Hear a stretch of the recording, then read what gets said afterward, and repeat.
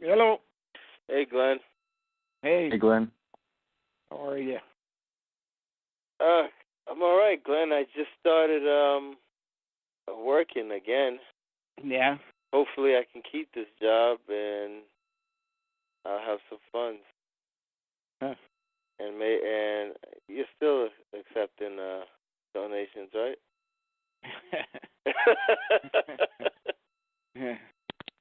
I'll send. If I don't bake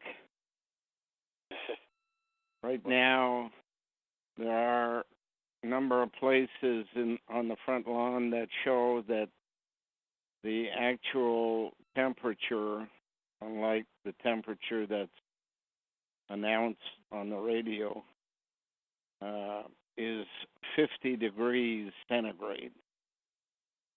Wow. And more. By the way, Dana's on the line. Hey? I forgot to tell you, Dana's on the line as well. Yeah, I heard him. Oh, okay. He's faster than you. Yeah. So 50 degrees centigrade is over 125, 30 or something, which is Death Valley. Is not true temperature for the entire area, but it's a magnetic cloud in different locations. It's like being in a microwave. Wow. Cooking. So they can manipulate the weather with magnetism. Yeah, what a microwave oven does, this is what magnetism does. It heats what's there, but not the temperature, not the air around it. You know, the microwave oven doesn't get hot, but what's in it gets cooked.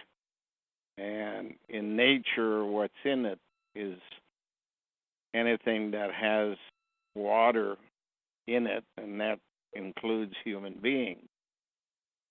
And what the magnetism does as everything heats up in the body is it pulls on the glands, and the glands in the body clump up, and then they can't do what they're supposed to do. The net result of clumping together in the brain is Alzheimer's. The physical result can be heart attacks, strokes, lung disease, breast cancer, fat bottom ladies, that, you know, the magnetism draws everything down to below the waist. And on men, the problem is called hydrocele, which is basically the taking of all your urine network and reproductive network and clumping it and pulling it down so that you lose control and can start peeing at any time, any place. And, of course, can't have sex because penis gets drawn inside and down into the scrotum.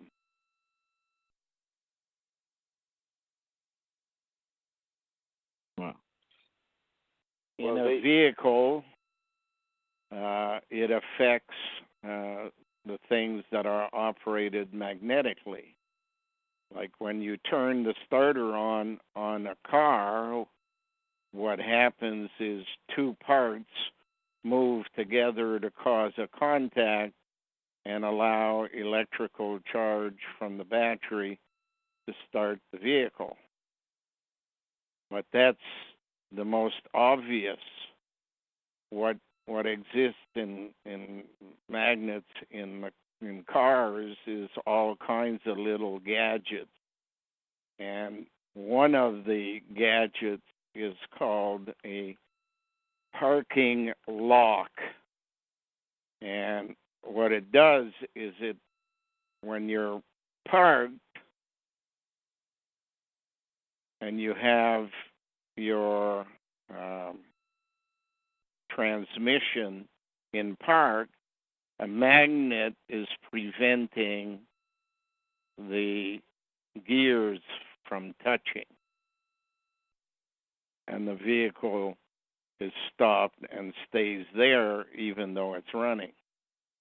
If you're in a magnetic field, however, and you turn off the vehicle, the magnet releases and the vehicle can roll back if it's on a hill. There's a singer last week or so that was killed in his driveway when his vehicle rolled backwards and crushed him against a fence. Another one in Vancouver where a guy had parked his car in the driveway and looked out his window that night and saw his car was in the middle of the street at the bottom of his driveway. And he took it in and they said, no, there's nothing wrong with it. And he brought it back, but he had a security system.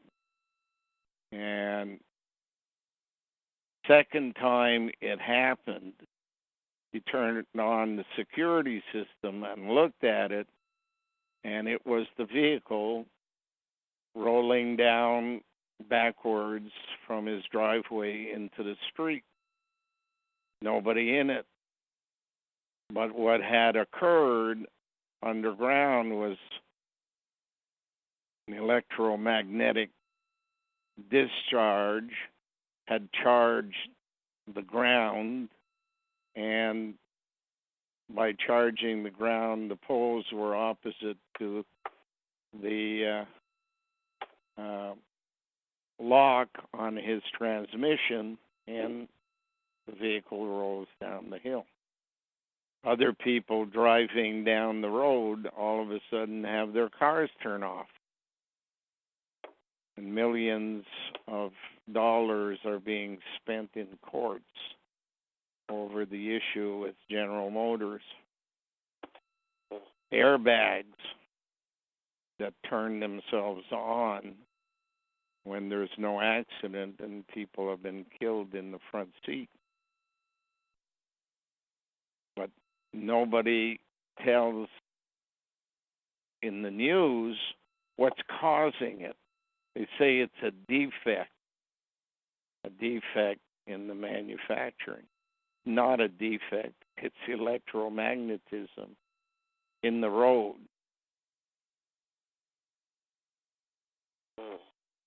What they're doing is they're working on a system for driverless cars, self-operating vehicles.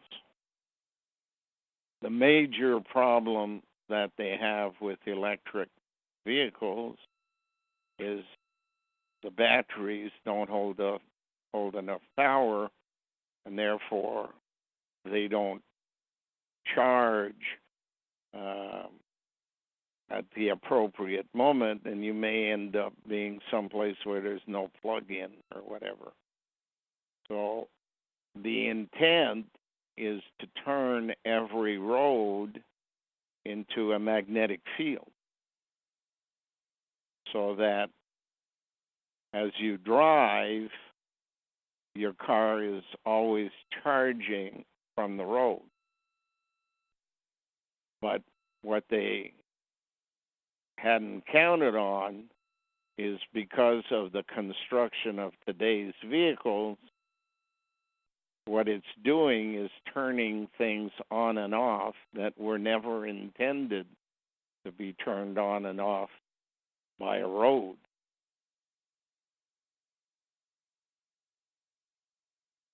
And cars are shutting down or starting up on their own because of things like transmission locks unlocking.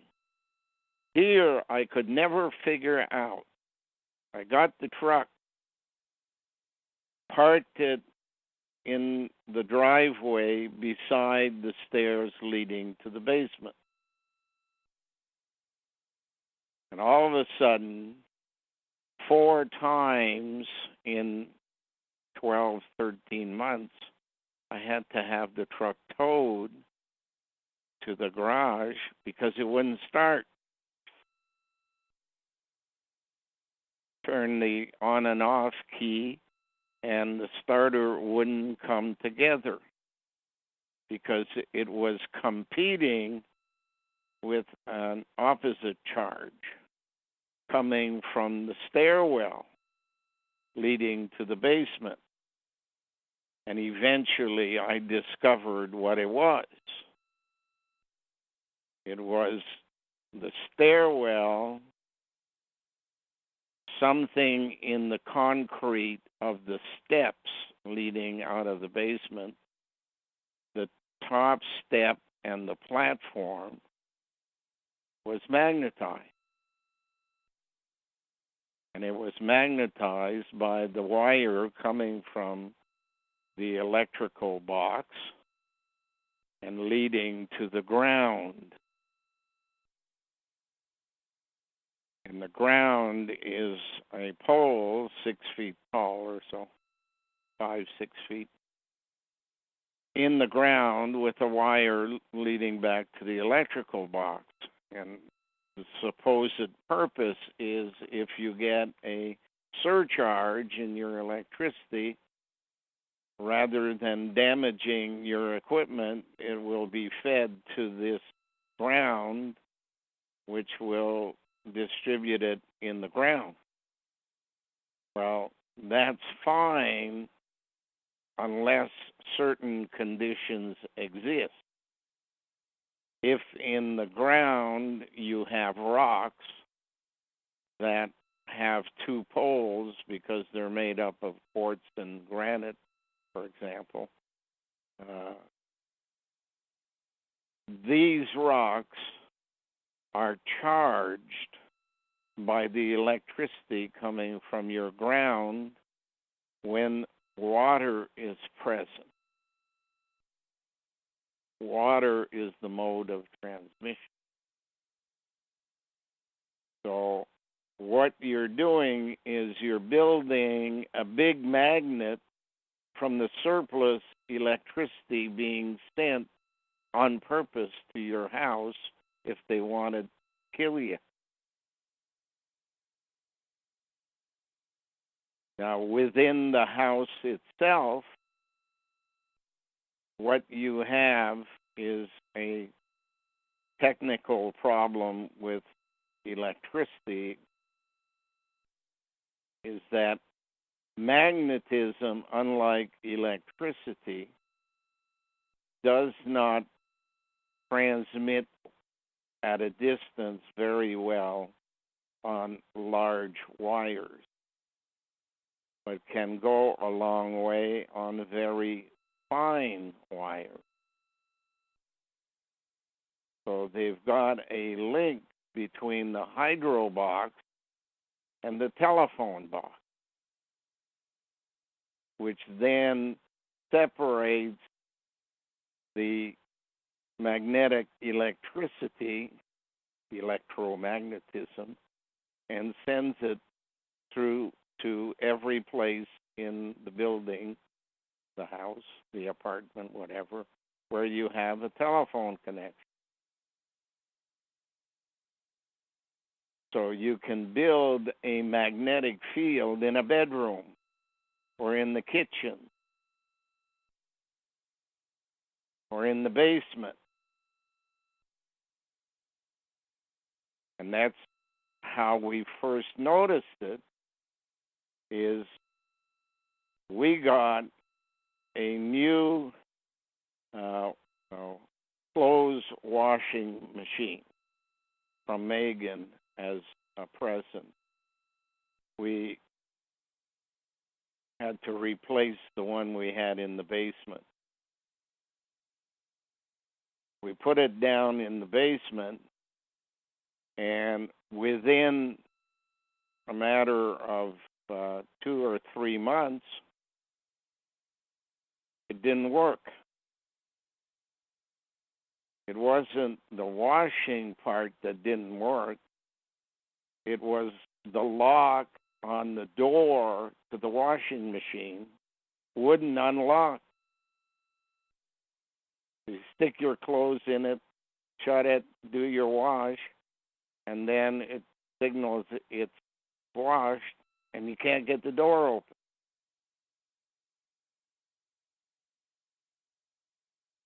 Now, I then tell the taxi driver that this had happened at my place, and he lives just about quarter mile, half a mile from here. And he said, same thing happened to me. He said, I called Sears, and they came, and they had to change the magnet on the door. And they charged me more than what the brand new washing machine cost due to service call. They came once, said they didn't have the parts with them, and had to go back and do a second call. Of course, ours didn't get fixed because we didn't have the money to buy a machine, and we didn't have the money to pay for the service. So ours is still in the basement with the doors locked. But I slept right next to where that washing machine was placed because we couldn't get it into the back where the other washing machine was. It's too wide, and we'd have to undo some of the walls to get it in there. And where I was, and you know what the basement looks like, the bed in the basement is on the floor in the middle of the room. And that's right over the cement floor that is linked to the ground. So I went in and dug my way down there. And the first thing I discovered is, for some reason, when people built the house, they put a pipe around the foundation, a big plastic pipe with holes in it, that is designed to divert water that would, on its own, want to stay next to the foundation, and it brings it to a sump pump, which then pumps it out. Well, in our place, the hose around was done opposite to what one would do. Rather than take water from the foundation and bring it up, it took water from up and brought it down to the foundation. So since water is the mode of transmission, it was purposely designed to bring water under the house. Then I began to read about electromagnetism and discovered that gravel is the means by which it locates itself in one place or another. And gravel can be different size rocks. And gravel can be made up of rocks that have more than one kind of material, granite, for example, and quartz. And when water brings them magnetism, because within the water there contains therein a certain amount of iron. That's why many places out in the country you'll see their toilets and their sinks have brownish yellow colors in the enamel that has to be cleaned off regularly by special chemicals, or it looks like you got shitty toilets, for example. So the iron in the water flows and brings the electricity to the stone. And then the stones retain that electricity in different places. And when it gets a surcharge of electricity, and that can come from the sun or from hydro overloading the system, it electrifies, electromagnetizes the rocks, and they heat up. And the problem when you have two different materials like quartz within granite, they don't heat up at the same speed. And when something heats up that was cold and you're turning it into hot, they break the rock. So you have a crushing of the magnetism by the internal structure of the rock itself. And you're building magnetic fields that way. What I saw underneath this house is someone had positioned certain rocks, especially pink, red-colored rocks, in a way that would create a direction for magnetism. When water was being sent down instead of up, water would flow to these rocks, which just happened, you believe, coincidence theories, just happened to go to the center of the foundation, which was in fact not built like the edge of the foundation. The floor had no cement except for the top. You know, a foundation is usually about 8 inches thick. But in the middle here, what you had was gravel and only about 2 inches of concrete on top, but no concrete on the bottom. Whereas all around the edge of the house, there was a full concrete that would prevent any water or magnetism from affecting floor. Here, it basically provided the means. And as I was digging my way through all of that, I came upon the rod, which is the grounding rod, about 6 feet, 5, 6 feet in length, made of iron. It's a rod about the diameter of a dime. And the wire from the electrical box is connected to the top. And the bottom is a point. In the old days, they used to build houses and barns and put that type of rock on the roof. And the reason is lightning is electricity, and it looks for the highest and thinnest point on a metal rod.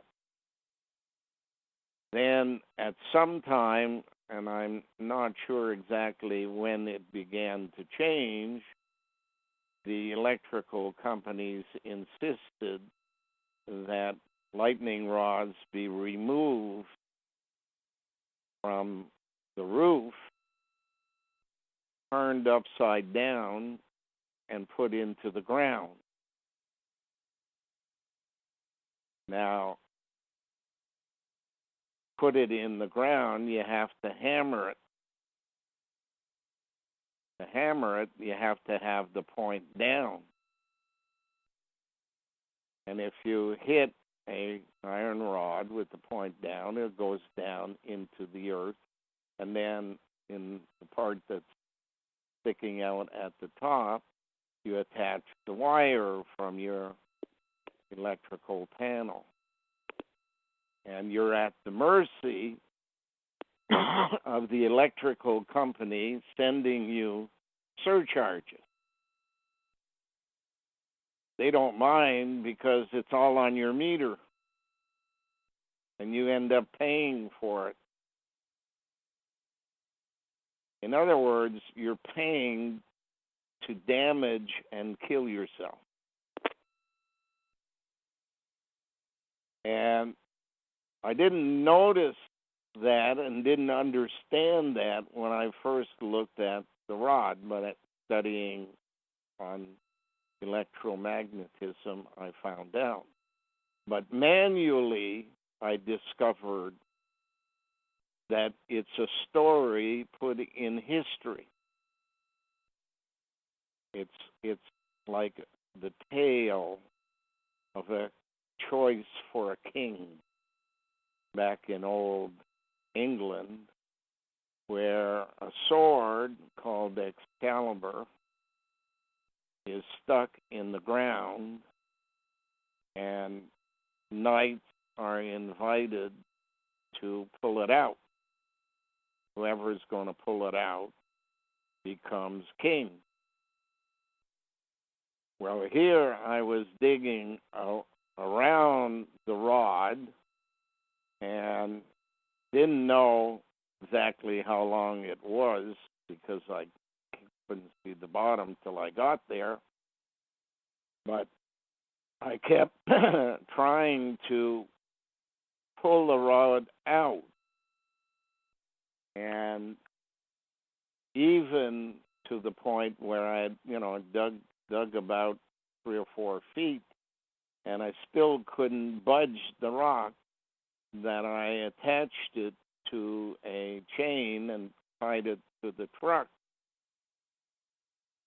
And the truck couldn't pull it out. The truck would just spin its wheels in a dry driveway. So my only option was to keep digging. And I had dug something like 4 or 5 feet one day when I gave up. I sat down on the ground and put my feet on it, and leaning against the ground, pushed as hard as I could. And what happened is it wouldn't budge, but from where the ground was, I could bend it approximately the movement of an inch. And then when I let it go, it would slowly work its way back. I went to bed that night saying, I don't know how deep that bloody rod is. It must be at least 10, 15 feet. One guy had told me that it was 16 feet long. I said, that can't be because you couldn't pound it into the ground properly. It's not a big enough circumference that if you banged hard enough to get it past some rocks and stuff, you'd bend it, and that would be it. Never gets 6 feet. Next morning, I came down to the hole, and as I was taking my gloves off, I leaned on it, and it fell over. And I picked it up and looked at it, and it was only about 6 inches to a foot that had been in the ground.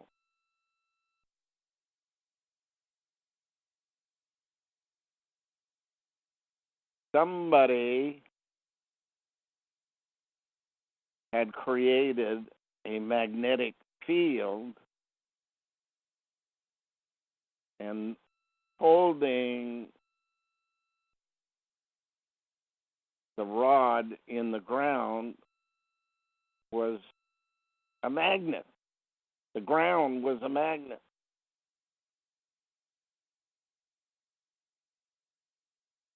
And when the magnet is shut off, because probably the water running under the house had diminished and a connection was broken or something, there was no more magnetism in the rod. Or hydro had stopped sending surplus electricity to magnetize the rod. I don't know which. And then I thought of the story of King Arthur. Somebody wanted a pre-planned choice for a king.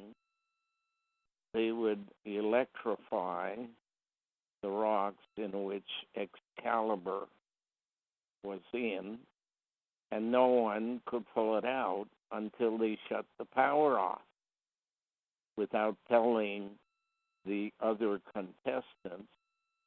That way they could get their choice kings. Now, when I started thinking about all of this within the big picture of politics in the world, that's when what I told you before was explained to me by Sal. Prior to the Ice Age, a religion called voodoo was created. And their instrument of control over the population was to demonstrate or tell whoever was interested that they had the power to affect a person at a distance by sticking a pin, rod, into a doll. What they weren't telling their prospect was, at a time soon thereafter, they had the means to electrify, magnetize, electromagnetize the person's residence. And all of a sudden, the person would develop certain physical disabling conditions, such as a heart attack or lung disease or breast cancer, and the person would get sick and die. They had no ways of fixing anything. And that concept was brought forward in the Bible. concept is called the Ark of the Covenant, which is a box with basically two poles sticking out of it as wings in the drawings that they've done. That shows a spark jumping from one place to another.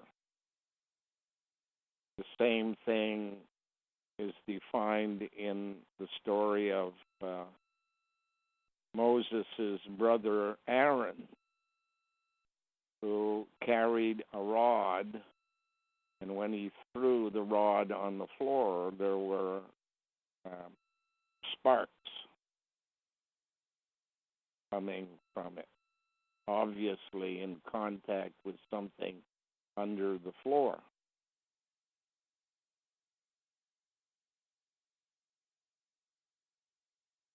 Now, your friendly electrical company, without explaining any of this to the people of the world, have decided that our shelf life has expired, that the purpose for our particular gene pools that they manufactured prior to birth and transmitted through generation to generation to generation, a transfer possible over 4 generations, which basically means 300 years time if everybody, say, lived for 80 years. And no one would know that that had occurred if it happened 60 years ago or 120 years ago. But if you look at the governor of New York and his family's history record, genealogy, the Cuomos, they'll go back in time and tell you who was the father, who was the mother, who was the grandmother, who was the grandfather. And in practically all families in the world, you will find at one stage of the game, oh, there's a person that comes into the family through marriage or other reasoning, who is known to have been cared for by a monastery of nuns.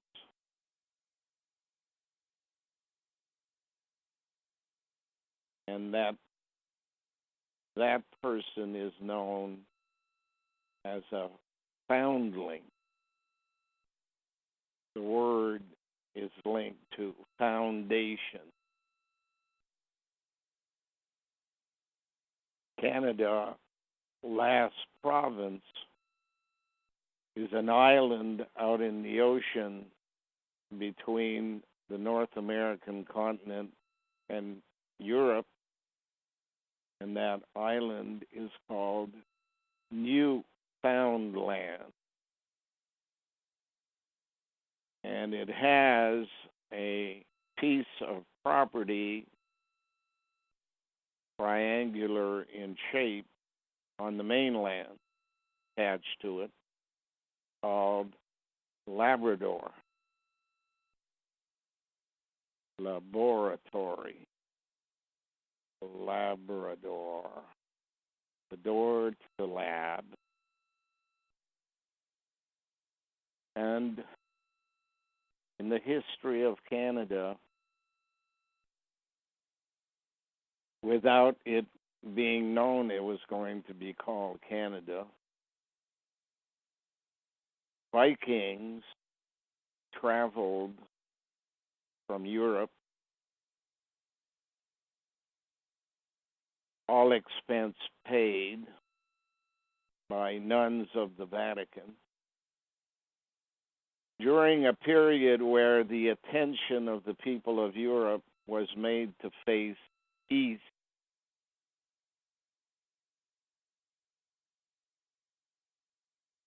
towards the Middle East.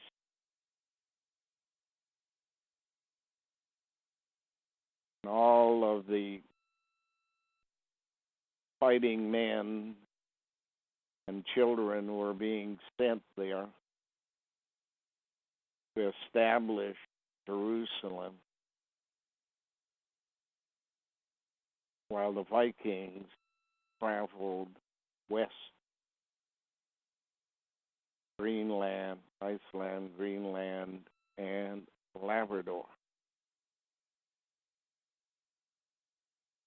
They had to set up the North American continent in a manner that would serve their purposes over a period of 400 years.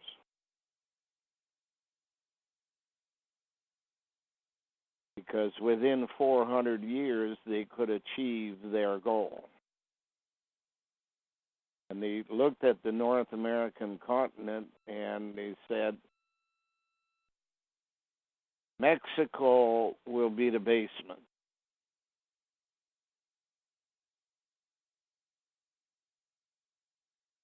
The middle part will be called United States. And Canada will be the attic. An attic is a place where you put things you're going to use later. And they began to make babies in the Labrador part of Newfoundland. And you can see the houses of the Vikings and where they lived. That's all been discovered recently in Newfoundland. And the first batch of babies that they made were from DNA which had been collected from the French in France. And they placed them on a piece of land next to Newfoundland that is shaped because it's made in two parts, one like a number 6, Cape Breton, and one like a number 7, which is Nova Scotia today, New Scotland. But of course, this was only number 1, and the trial required that French-speaking people occupy a piece of property called Quebec today. So they evicted, as they had done in Israel in 586 BC, they evicted the French population that they had manufactured in the lab placed in that area, and those people settled on the east coast of the United States and in Quebec. Some went as far south as to go around Florida and ended up settling what we now call New Orleans, although they pronounced it Orleans. Orléans is a place in France where the gene pool came from. So once they had cleansed the 6s and 7s from the French population, they needed an Anglophone population, which would become the majority of people in Canada. And they brought them in from the lab in Scotland. called the property Nova Scotia, New Scotland. A Nova is a new beginning, usually by the creation of a electromagnetic explosion on a big rock that turns it from a sun into a dark hole.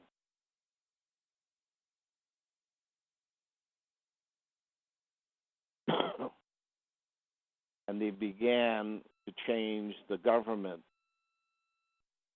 of Canada, the one led by a governor general from France, the one led by a governor general from England.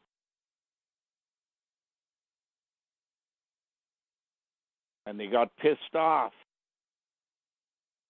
when the population they expected would supply taxes to them, known as the Pilgrims on the Mayflower, turned out to be a colony of people who wouldn't pay taxes but wanted to keep the money in the United States. And there came a war of 1812 between England and the United States, supported by France.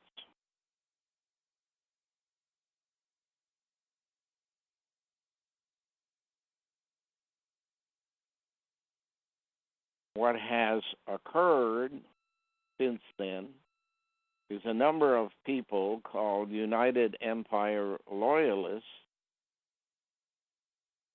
did not want to reside in this separated state called the United States and moved to Canada, living mostly on the edges of the St. Lawrence River and all the way up the Great Lakes. And they fought on the side of the English, keep the Americans within certain boundaries from coast to coast. And the idea was basically completed after the Civil War and the War on Indians in the United States. A country was allowed to flourish, bringing in experts from all over the world. They created a society of different races, not as much integrated as in Canada, but more as ghettos throughout the country, each group retaining its links back to their motherland, whether it be Germany or Austria or Poland or Ireland or Scotland or whatever, most of them being fed by white Europeans and served by slaves from Africa and Black islands in the Atlantic Ocean. And their shelf life from 1600 to 2000, give or take a few years, because they deal with this 4 years either way. That period of time was given to them along with a task, and the task was inventing a system that would allow people to enter crafts that would take them into the air at first and eventually into space. Because that gang before the Ice Age wanted to go to the stars. And they knew that it required a much bigger population than they would ever have on their own. So they decided to manufacture, fabricate a population and plant it after the Ice Age, while most of them hid from view and destroyed as much of what they had built as a small, relatively small, few million people population. They ended up being on Antarctica and eventually designed pressure suits, same as what would be used to cross the Van Allen belt in space, but for this purpose to go down into an area beyond the pressure of the Earth's crust to a place called the Moho Discontinuity, from which they continue to rule the world today. The 400-year period being the shelf life of Americans, they had to come up with a system prior to creating the population for destroying this population that would number into the hundreds of millions of people, knowing full well that they couldn't do it by war because of the fact that all of these people would have had an education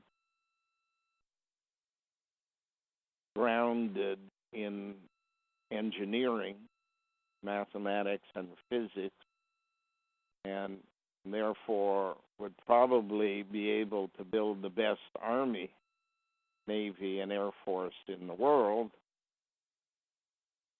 So they had to come up with a plan that could kill millions of people at the appropriate moment in time. I don't think one plan serves the entire purpose, but will serve a large portion of the job of destruction of most of the people, and that is flushing the toilet called the Great Lake down to a place run by the fat trap controllers who work on behalf of these people in hiding, run by nuns mostly, and convents strategically located all around the world that can, in fact, be used to create dissension in the world. Creation, of course, wanting only the best for the animals it would put on Earth, including humans, had designed a system where there would be a number of males and a number of females instead of the hermaphroditic beginning, as the case requires at the beginning of any new life form, whether it be plant or animal, starts off with a bisexual hermaphroditic system and then divides into genders along the way. The idea being that they needed to make a lot of children quickly. And controllers basically said, we can genetically engineer the gene pool that humans will come from, or a number of gene pools, so that on the one hand, a woman can carry 6, 7, 8, 10 babies in a lifetime. And the way babies are made is by fornication with a male, and therefore we'll make the male in such a way that the male will be pleased by the act of fertilizing a female's cell, the main cell being the one that ends up being a baby, an egg. Not so much pleasure for the woman as for the man, so that when the female refuses to participate, the male becomes irritated and immediately temperaments change, and frustrated males will then be responsible for the creation of war, pestilence, famine, and disease, because they'll not be in the best mood possible. And to make that happen, we will give the female security against these frustrated males in the building of confidence. So a system planned to be, say, 100 females for 100 males, all of a sudden becomes 100 males for 70 women. And 30 males are left out and become frustrated.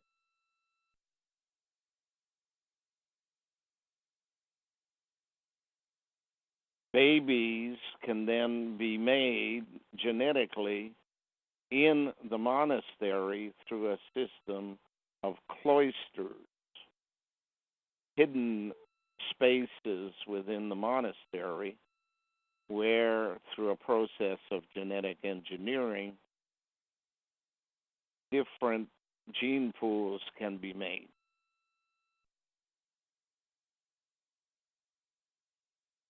In order to get the appropriate material for genetic engineering, the nuns of the monastery will provide the world with sacrifice upon sacrifice, so that they can be viewed as the least likely suspect. They will run hospitals. They will run schools. They will wash floors. They will wash toilets. They will do all of the things that males don't want to do as they're off fighting wars or taking hold of the food supply and preventing other people from getting it without paying for it. People who pay are the slaves, not just the workers in the fields, but the people who are then put into the armies to fight the wars.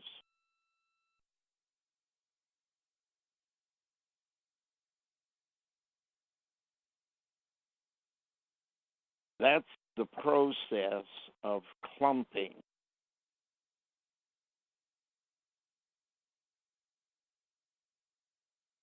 You build churches with electromagnetic fields underneath. You build schools with electromagnetic fields underneath. You build hospitals with electromagnetic fields. You build penitentiaries with electromagnetic fields.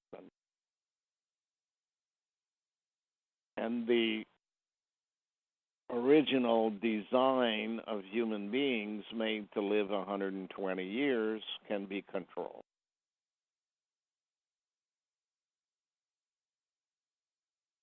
You can control them through war, pestilence, famine, and disease, but you can also control them in jails, in hospitals, penitentiaries, in schools, and you can get people to adopt the children that you make in the monastery, in the cloisters, another word attached to cluster.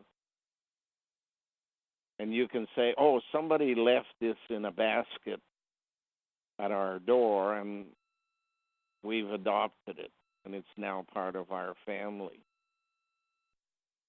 Knowing full well that the genetics they carry will be carried on from generation to generation at least 4 times. And therefore, the babies made in the factories give out children who carry their genes, sometimes active, sometimes silent. And they pass it on until someone is required to do a specific job programmed into the genes and can be turned on by a trigger mechanism, usually visual or oral. So you can have sleeper cells within every bureaucratic establishment whose job becomes, whether they know it or not, working for a system that gives orders which to most people would sound ridiculous or abnormal. But they do it because everybody tells them they should be doing it, and to save their careers and pension.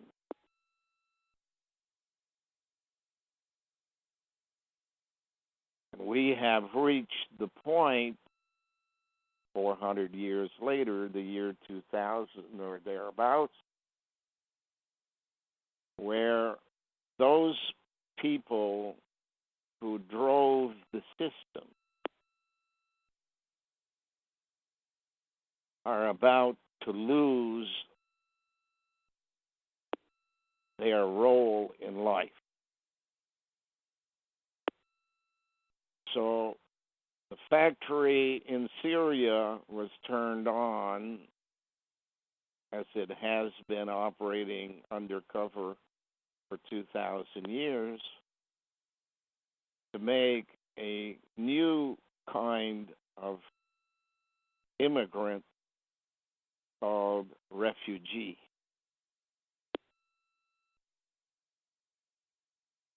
And every country in the world, through their genetic engineering, social engineering, political engineering, religious engineering, have been made to believe that every human being is equal and a person with a problem should be helped by a person who can provide the help. Well, the concept is a lie. People aren't the same.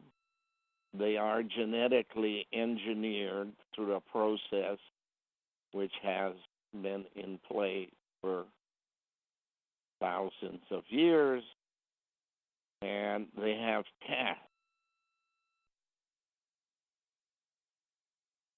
The biggest task, of course, is called a bureaucrat. The second batch is the letter B at the front, followed by UR. O, water, EAU.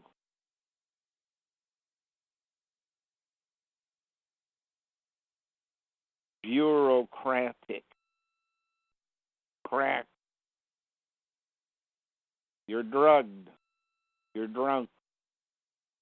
You're on standby for what we need.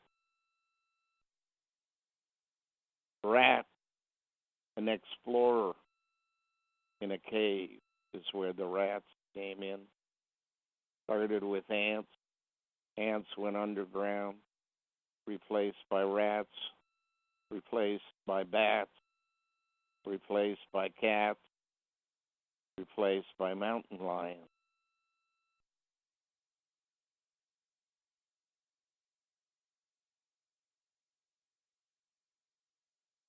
Flushing, New York,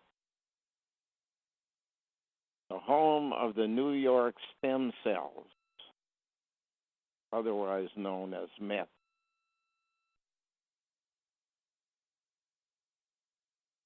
Elliot, Pierre Elliott Trudeau. Elliot is the word toilet. His son is now Prime Minister of Canada, number 2. Second guy on the toilet job. What's the toilet? The Great Lakes, St. Lawrence Seaway.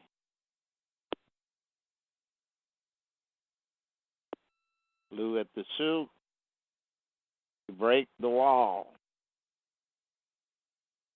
Walmart, wall and rat. Always, ALW, wall. AY, the name of I, the genetic engineer who made Tutankhamun.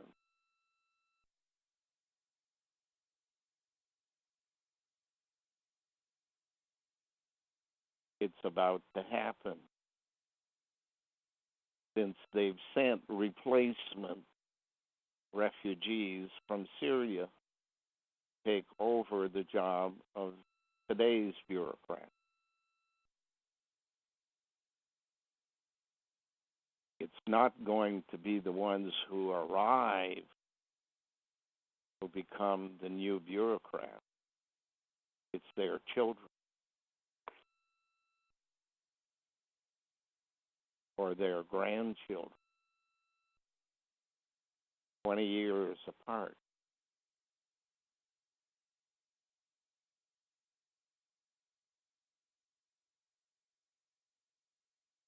In 2018, 20 years later is 2038.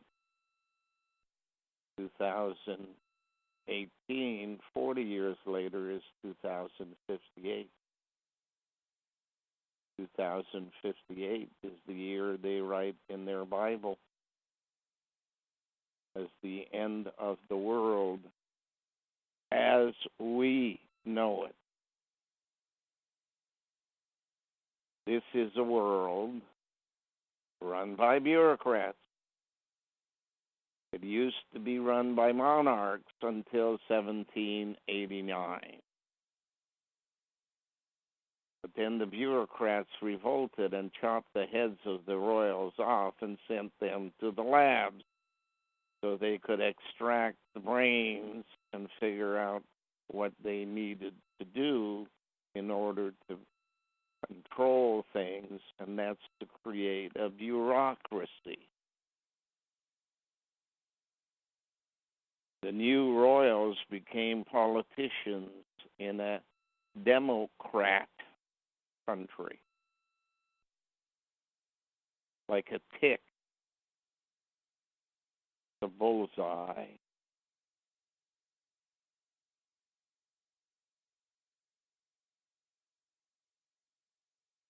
In 2018 is just around the corner.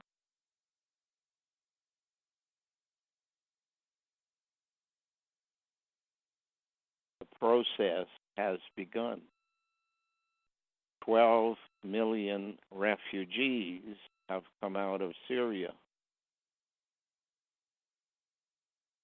None of the people living in refugee camps were sent to Canada. The refugees sent to Canada were chosen by the UN.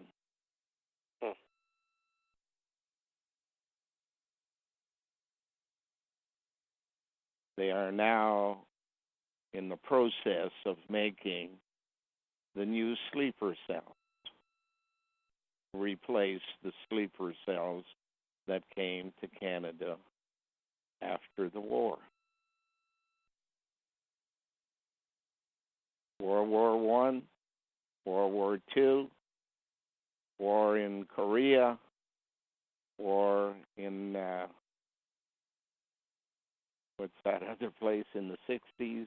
Vietnam.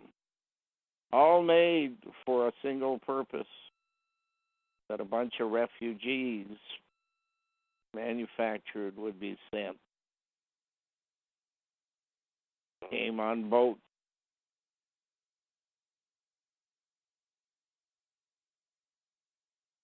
Breakup of Europe started this week. Yeah.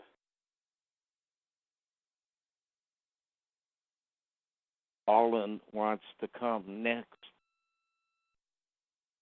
Canada was the home of the Dutch royal family during World War II.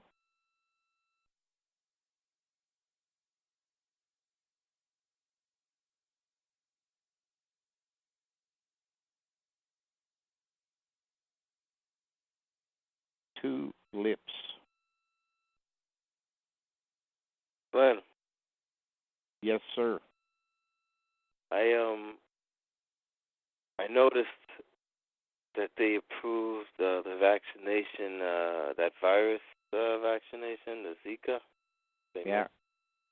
And I think it's linked to the shooting that happened, the big thing that happened in Orlando.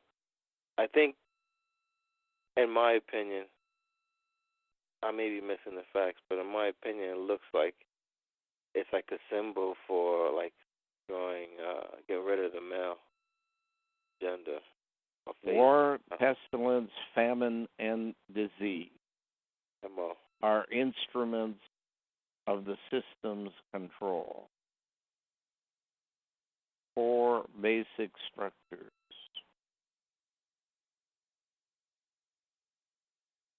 They need to destroy Brazil so that Argentina can take over. How best to destroy Brazil than to have an Olympic and nobody comes?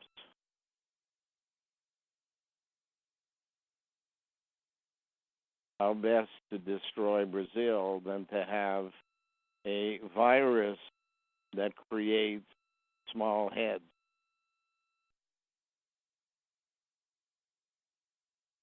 Everything has been designed by the UN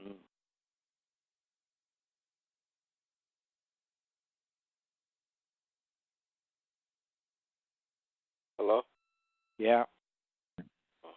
War, pestilence, famine, and disease includes the use of firearms, going into schools and shooting kids, going into universities and shooting women. Nuns run the show. They buy our sympathy by killing their own.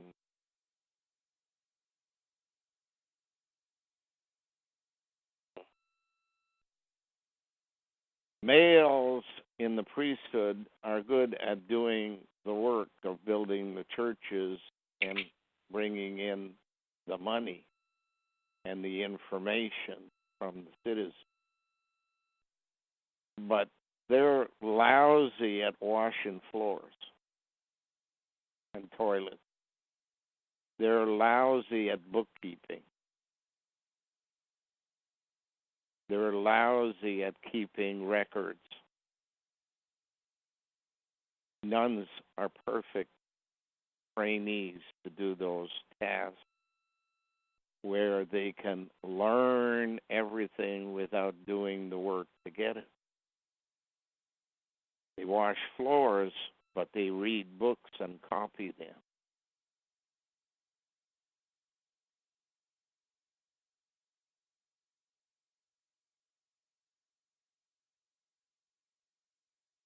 That's a reminder that I'm giving you today about big picture. Can I ask a question about previous conversations? You talked about how creation is chose to destroy the universe, right? This one, and there's 24, 26 others. Now, is that, I'm trying to get that picture, because just what's taking place on this planet, why does that mean that it's a similar situation across the universe, and that it would destroy the whole universe because of this, what's happening on this planet? What will happen is, going back in time to where the problem began in this universe, taking a group of people of like mind to the system that would have existed prior to the problem beginning in this universe, and abandoning this one and occupying the new place. By abandoning the system to the people who are now in charge, it's only a matter of time before they expand their project from one planet to the universe and eventually end up in the same place as countries are now. Okay. The root of the problem. While a new attempt at straightening out the system for the future is made in a fifth universe with one additional ability added to the people who are by then familiar with the concept of a universe rather than a country or a state or backyard. Ability to travel based on the concept perfect speed is being there. In other words, in this new universe, people will be able to travel back and forth instantly. Sorry.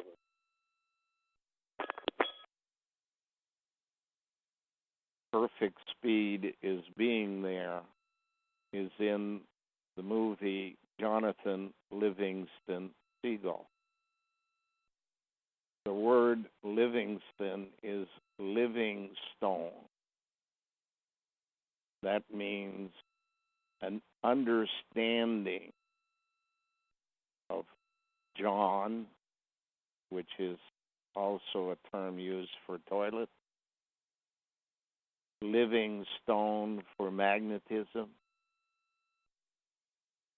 sea, which means the space is like an ocean, gull. Don't be so gullible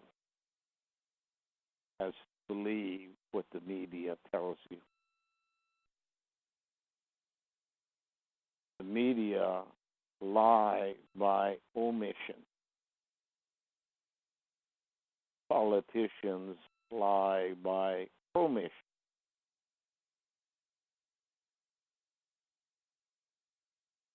Both lie.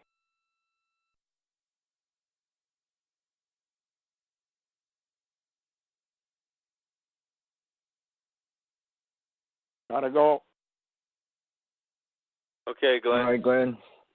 Okay. Bye for now. All right. Talk Okay. again. All righty.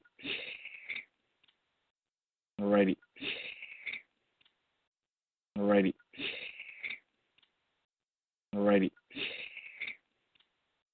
All righty.